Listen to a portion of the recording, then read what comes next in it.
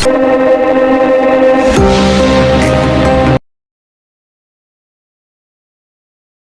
hello po, magandang umaga, no? Magandang gabi. Kung nasang panig man tayo ng mundo, ayan. Sana po ay nasa maayos kayong kalagayan, ano? Sa pagpapanood ninyo ng bagong videos na itong ating i-release ngayon, ayan. Ayan ha, nakikleansing ang mga baraha, kita nyo naman. Yung mga usok talaga nila, nung ating insenso sa baraha. Di ba? Ayan, gusto ko, para alam niyo yan. Nakikleansing ang ating mga baraha. Okay. Ayan, inuulit ko po ha, sa mga gusto pa ng ating private reading para sa Friday. Ayan, magpa-schedule na po kayo, ano. Hindi na kayo ng schedule sa akin. May mga slot pa tayong available. Ayan. So, magpa-schedule na po kayo ha.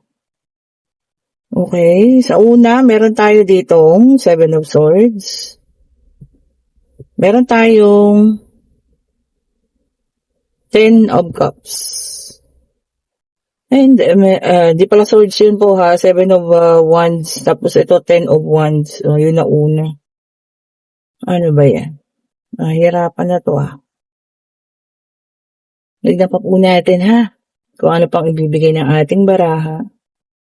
Kakit naman talaga ng ating insenso eh. Ano rin po yan, lamok. Diba? Ang daming lamok po ngayon ha. Ewan ko sa inyo ha. Dito sa aming lugar, ang dami. Ayun, nagre-request na nga kami ng fogging para, alam nyo yun, makapag-fog dito sa amin. Ano? Tapos meron tayong The Temperance. Pero ako'y mag-i-spray din ako bukas. Dahil day off po, maglinis-linis muna tayo. And then meron tayong Page of Wands. Ayan po.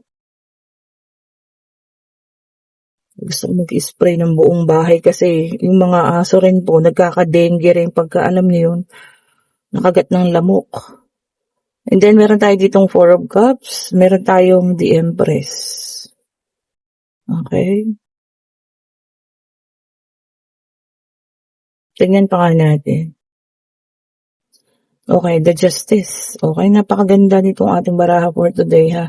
Okay po, so meron ako ditong tao na nag-iisip. Okay, or talagang alam niyo yun, feeling ko nakutuban mo na, ramdam mo na, no? Naramdaman mo na po na kung sino man itong iyong person, kung magkasama pa kayo ngayon or kung hindi na. Totoo po, no? Kung nasa isip mo may tinatanong ka, partikular na isang tao, no? Itong lalaki na to or babae man to, kung nagkaroon sila lang relasyon ng person mo, ang sagot mo ay yes. Okay po. May nakita ako na dito na ayan, pinapakipaglaban pa, no? Maaring nilalaban mo pa ang relasyon ninyo. Pero talagang totoo po sila po ay may relasyon. Ayan ha. Sobrang nakakasakit sa ito. Maaring inilalaban mo na lamang itong relasyon na ito para sa pamilya kasi lumabas doon yung family. Ayan po, which is the 10 of Cups. Okay.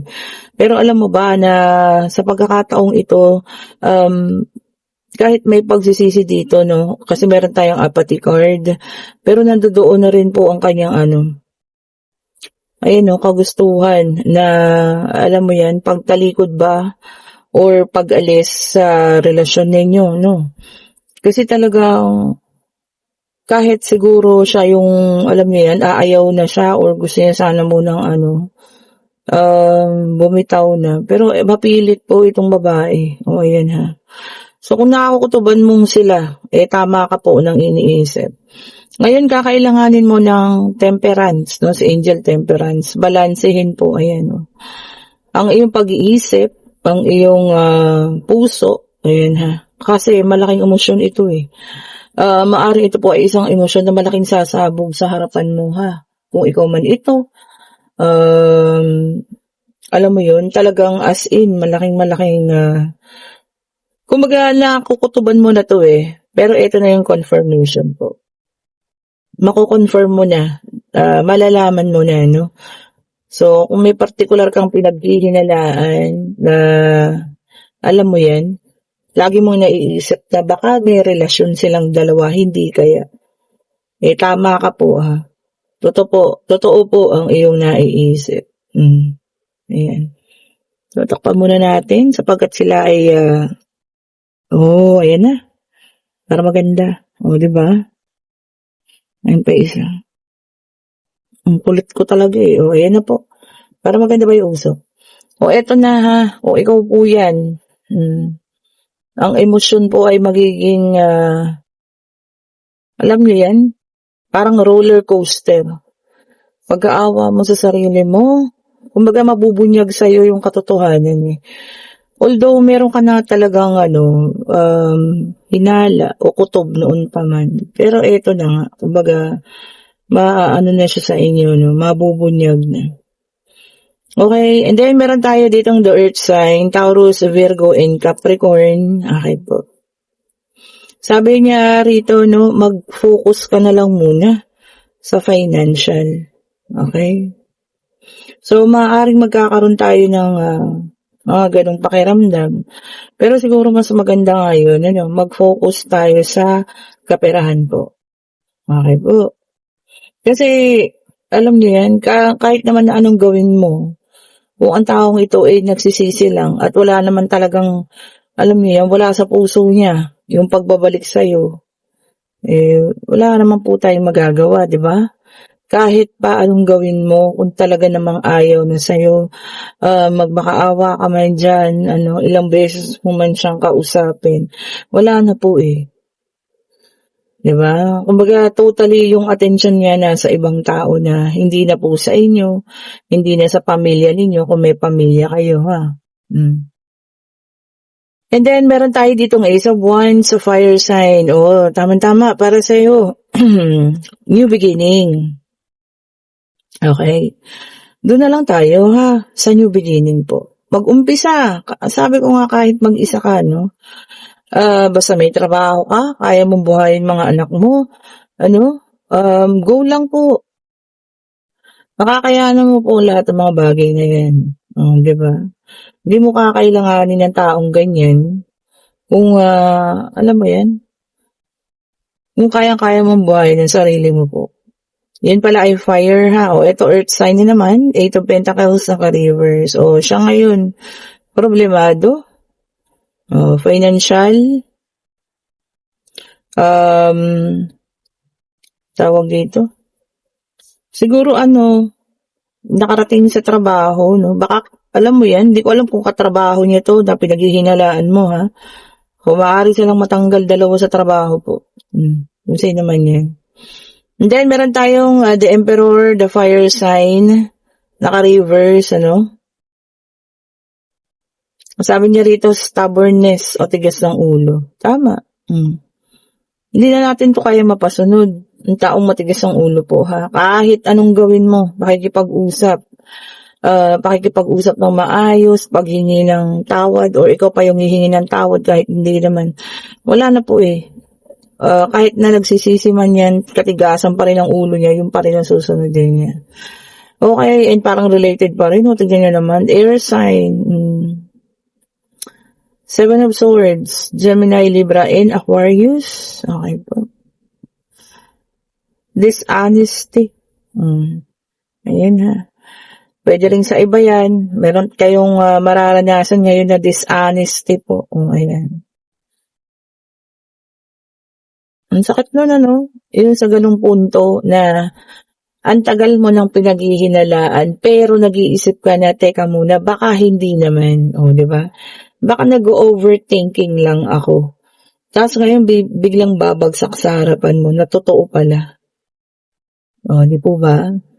Siguro yung mga panahon na yun, binibigyan ka ng sign ni Lord na mag-isip kang mabuti, mag-imbestiga ka na, pero alam mo yun, pinili mong magtiwala pa rin sa taong ganun, pero ayun pala yung masakit, Hindi naman pala. Di ba? You choose to be honest, sabi nga, You choose to be faithful, pero yung isa pala hindi. Sakit. Grabe, Yun yung mga panahon na talaga, alam mo yun, buong kalamnan mo manginginig po. Kung kayo man na nakakaranas ito ngayon, ha? Okay, meron tayong the Magician, air sign, naka-reverse. Okay po. Sabi niya rito, manipulation. Huwag kayong magpapamanipulate, ha? Baka naman sa sobrang pagmamahal ninyo, hinahayaan nyo nang mamanipula kayo ng ibang tao. Wag po ha. You have your own will, your own power, sabi nga, no? Your own decision. Kayo po ang magdidesisyon niya na hindi po sila.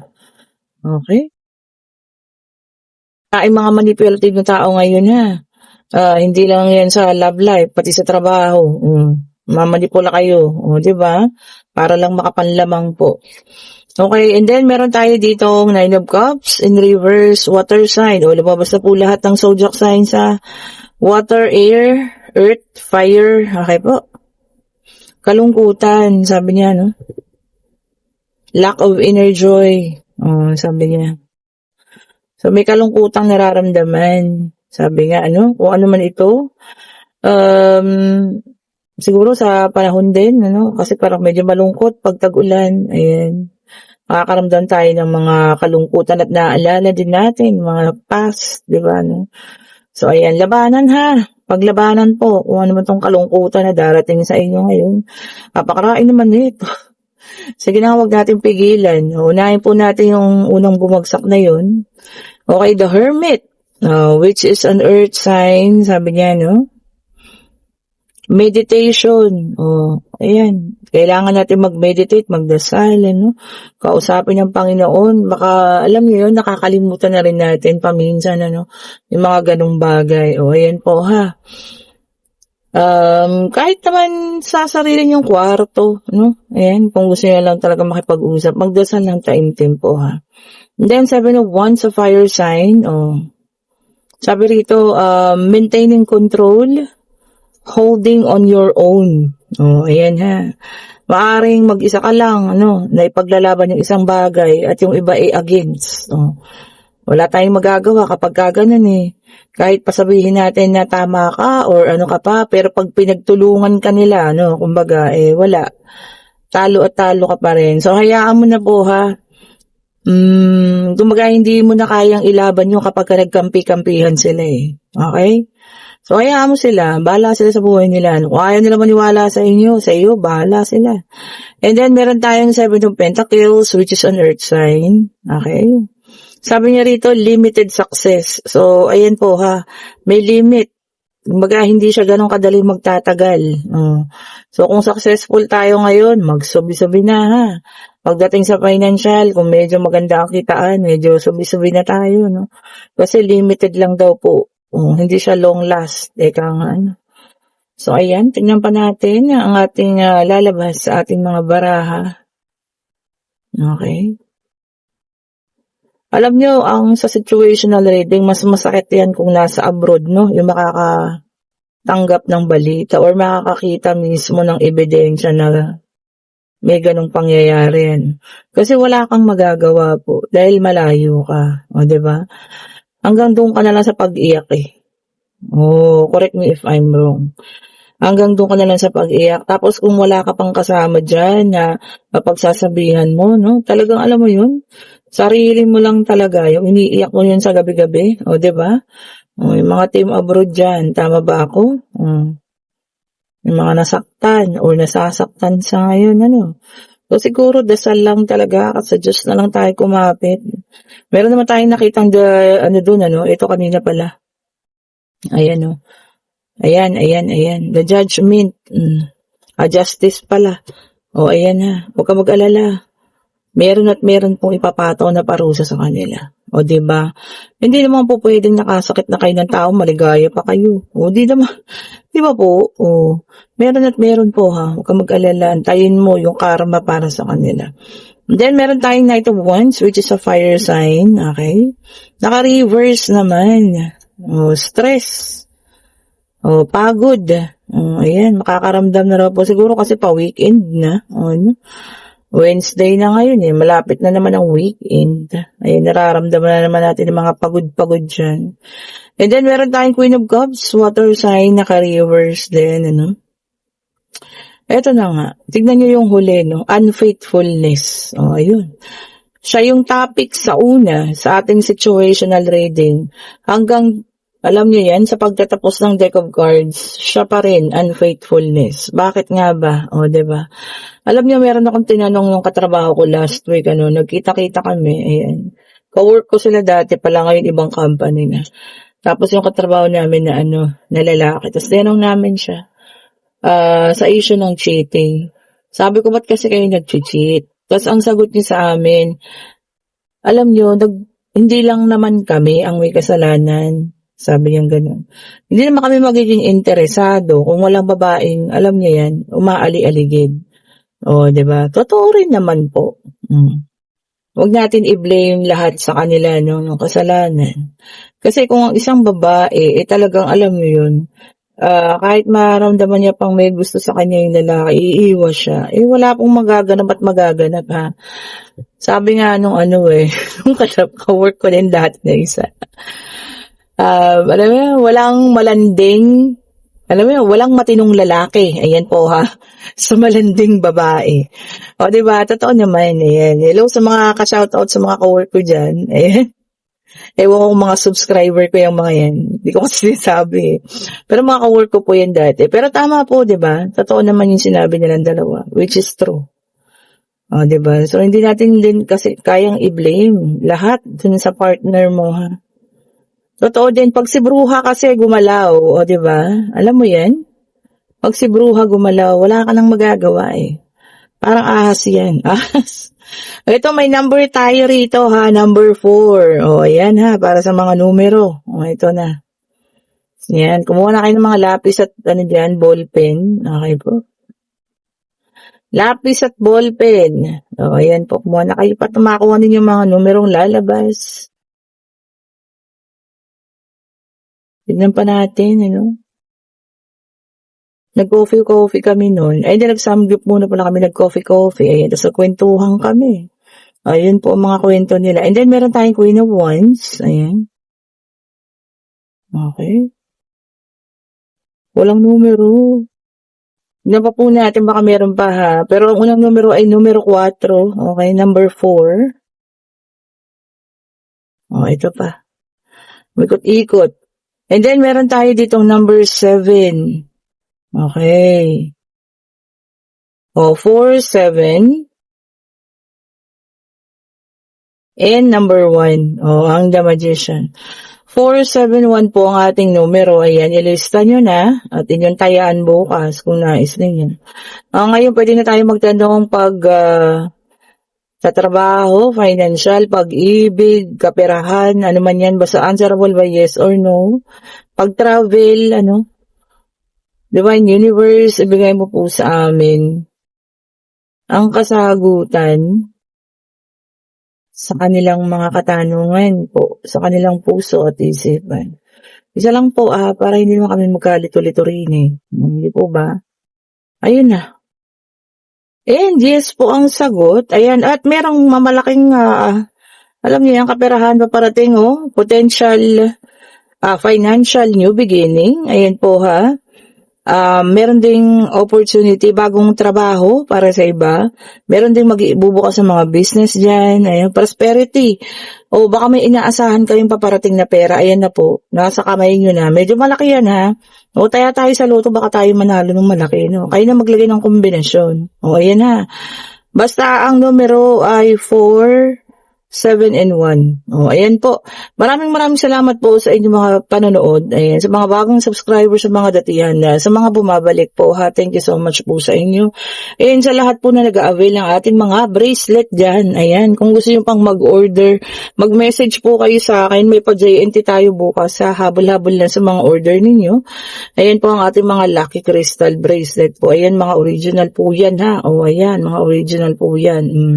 And then, kung gusto nyo rin ng mga ayan, mag-message na rin kayo at sabi ko nga may slot pa tayo para sa ating personal reading po, magpapa-private reading dyan, mag-message na rin kayo ngayon para mabigyan ko kayo ng schedule by Friday. Wag lang po bukas, meron lang akong pinagbigyan ng isa, maaga bukas, pero wag po bukas kasi alam niyo na yan, minsan nag-schedule tayo sa Quiapo, diba, meron tayong nagsisimba tayo or meron tayong ginagawa po pag Thursday. Thank you so much po ulit. Have a great day po. Ingat po sa pag-uwi. Happy Wednesday para sa lahat. Ingat po kayo. Bye-bye po sa inyo.